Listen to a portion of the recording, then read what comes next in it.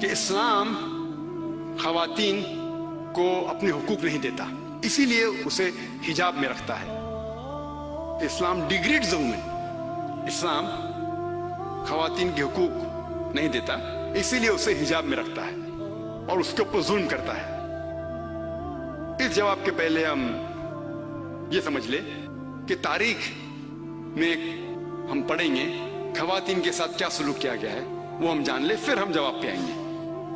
اگر آپ بیبلونین کی تاریخ پڑھیں گے، ہسٹری آف بیبلونین سیولائزیشن، اس میں یہ لکھا ہے کہ جب بھی کوئی مرد قتل کرتا تھا اس کو سزا ملنے کے بدلے اس کی بیوی کو سزا ملتی تھی۔ اگر آپ گریک سیولائزیشن پڑھیں گے، اس میں ایک خاتون تھی جس کا نام تھا پینڈورا، ایک امیجنری وومن تھی پینڈورا، جو گریک لوگ کہتے تھے اس کے وجہ سے ساری مشکلات جو دنیا میں ہیں وہ اس خاتون کی وجہ سے ہے۔ ان کا ایک تصور تھا جو غلط تھا، اور اس گریک سیولائزیشن میں خاتون کی عزت ہی نہیں تھی، ویشیا پنا کافی کامن تھا، عام تھا۔ اگر آپ رومن سیولائزیشن پڑھیں گے، اس کے اندر بھی nudity and prostitution was very common, ننگا پن اور ویشیا پنا بہت عام تھا۔ خواتین لوگ صرف مزے کے لیے استعمال کیے جاتے تھے اور چھوڑ دیے جاتے تھے۔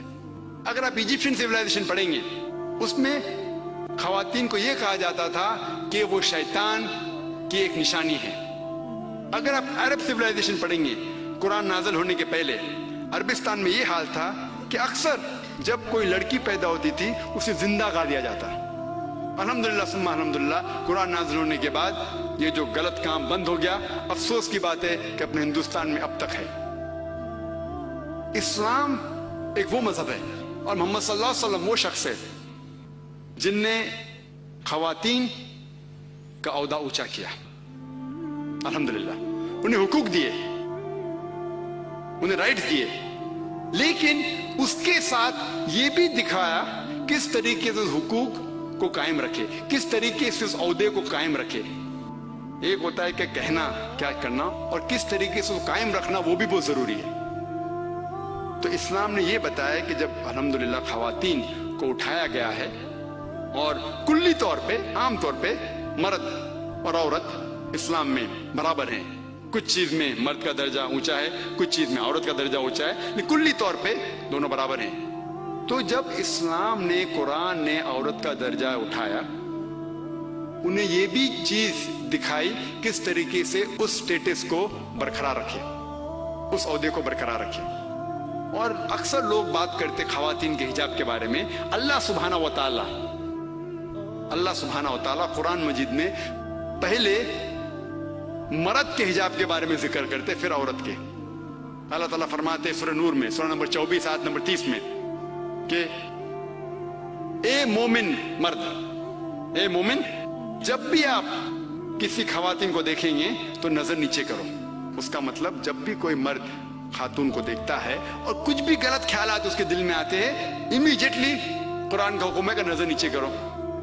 ایک وقت ایک مسلمان ایک لڑکی کو گھور کے دیکھ رہا تھا، تو میں نے اس سے کہا بھائی صاحب آپ کیا کہہ رہے ہیں، یہ حرام ہے۔ تو اس نے کہا کہ ہمارے محمد صلی اللہ علیہ وسلم نے کہا کہ پہلی نظر معاف ہے، دوسری حرام ہے، میں نے اب تک آدھی نظر بھی پوری نہیں کیا۔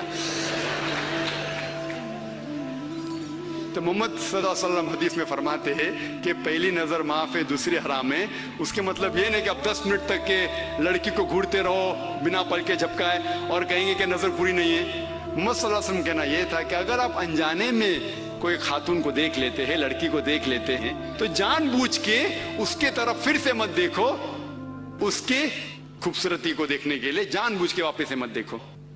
دوسری آیت قرآن مجید کے اللہ تعالیٰ فرماتے ہیں سورہ نور میں، سورہ نمبر 24 آیت نمبر 31 میں کہ اے مومن عورتیں، اے مومنہ، آپ جب بھی کوئی مرد کو دیکھے تو اپنے نظر نیچے کرو اور اپنے سر کے اوپر جو کپڑا ہے یا دوپٹہ ہے اسے اپنی چھاتی کے اوپر ڈھک لو، اور اپنی زینت کسی کو بھی مت دکھاؤ، صرف اپنے شوہر، اپنے بیٹے، اپنے والد، اور ایک بڑی فرشت ہے جو محرم جس سے شادی نہیں کر سکتے دیا گیا ہے۔ عام طور پہ حجاب کے لیے 6 فرائض ہیں، 6 نقطے ہیں۔ 6 पॉइंट्स है।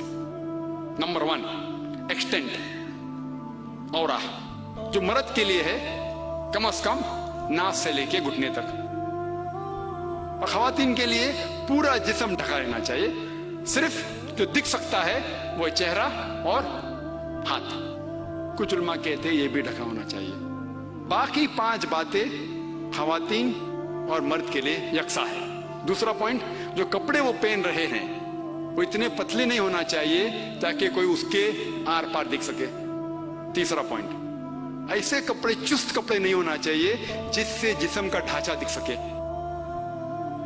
चौथा पॉइंट, कपड़े इतने भड़कीले नहीं होना चाहिए कि दूसरे जिन्स को मुतासिर करे। पांचवा पॉइंट, कपड़े गैर जिन्स के, औरत मर्द के कपड़े ना पहने और मर्द औरत के कपड़े ना पहने। और छठा, कि कोई गैर मुस्लिम के कपड़े ना पहने जो उसकी निशानी है। ये 6 पॉइंट है हिजाब के, 6 नुक्ते हैं, 6 फराइज है हिजाब के। और अल्लाह सुब्हानहू व तआला फरमाते सूरह अहज़ाब में, सूरह नंबर 33 आयत नंबर 59 में, या नबी कह दो अपने बेटियों से, अपने बीवियों से और मोमिना से, मोमिन खवातीन से, कि जब भी वो बाहर जाए तो जिलबाब पहने, अपने आप पे ओढ़ ले जिलबाब, ताकि लोग उन्हें पहचान सके और उन्हें परेशान न करे। People will not molest them, क्या लोग उन्हें पहचाने और उनकी इज्जत से न खेले। मिसाल के तौर पे, अगर दिल्ली में, दिल्ली की सड़क पे मिसाल के तौर पे 2 जुड़वा बहन जो बहुत खूबसूरत है, हूबहू खूबसूरत है, बहुत खूबसूरत है, 2 जुड़वा बहन चल रहे हैं दिल्ली के सड़क पे। एक जुड़वा बहन पहनी हुई इस्लामिक लिबास, पूरा जिस्म ढका हुआ, सिर्फ चेहरा और हाथ दिख रहा है। और दूसरी बहन पहनी हुई मगरबी लिबास, मिनी स्कर्ट्स या शॉर्ट, मगरबी लिबास तो मिनी स्कर्ट्स या शॉर्ट्स, जो तन को कम ढक रहा है और दिखा रहा है ज्यादा। और दोनों जुड़वा बहन अगर दिल्ली के सड़क, कनॉट प्लेस, अगर वहां चल रहे हैं और सड़क के कोने पे, किनारे पे एक लफंगा ठहरा हुआ है लड़की को छेड़ने के लिए, मेरा ये सवाल है कि वो लफंगा किसको छेड़ेगा? वो बहन को जो इस्लामिक लिबास पहनी हुई है, हिजाब पहनी हुई, क्या वो बहन जो मगरिबी लिबास पहनी हुई है किसको छेड़ेगा? जो मगरिबी लिबास पहना हुआ है। कुरान सही कहता है कि हिजाब खवातीन को महफूज रखता है और इज्जत बरकरार रखता है। और इसके बाद इस्लामी शरीयत ये कहती है कि अगर कोई आदमी किसी औरत का बलात्कार करता है, जबर ज़िना करता है, तो उसके लिए सजाए मौत, डेथ पेनल्टी। बहुत से गैर मुस्लिम कहेंगे सजाए मौत, आज की तारीख में 21वीं सदी में सजाए मौत, कितना बेदर्द दीन है ये इस्लाम, कितना नागवार दीन है। लेकिन मैं सवाल पूछा हूं हजारों गैर मुस्लिम से, अब भी पूछ रहा हूं कि मिसाल के तौर पे खुदा ना करे कोई आपकी मां या आपकी बहन का बलात्कार करता है और वो बलात्कार करने वाले को आपके सामने लाया जाता है और आपको जज बनाया जाता है, आप क्या सजा उसे देंगे?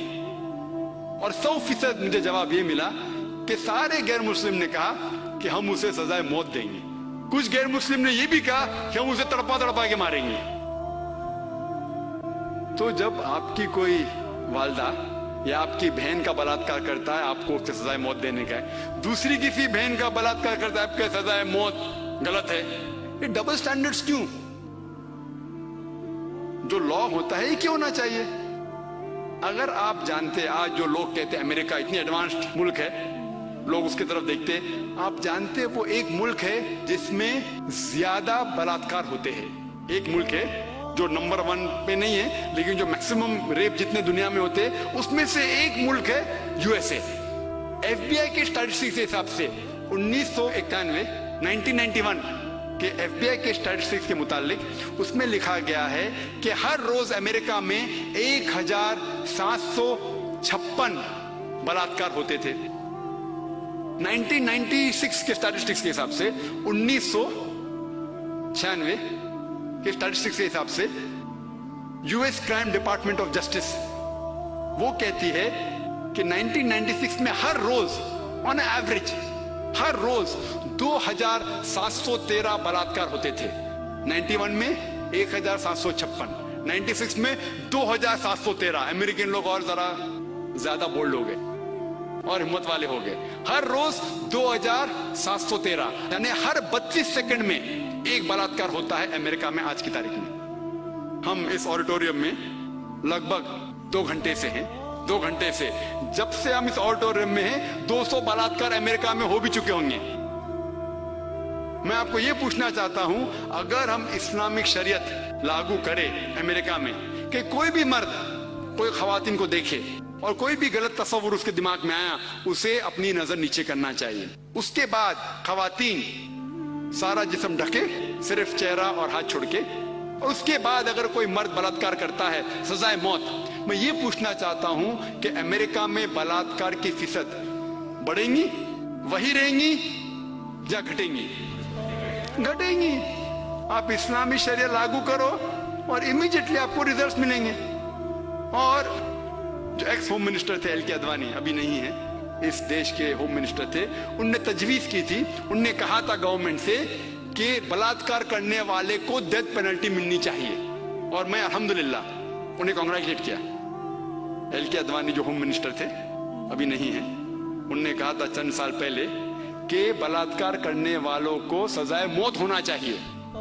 और मैं उनकी इस बात पे सहमत हूं। बाकी बात से शायद सहमत नहीं हूं, बट इस बात पे तो सहमत हूं।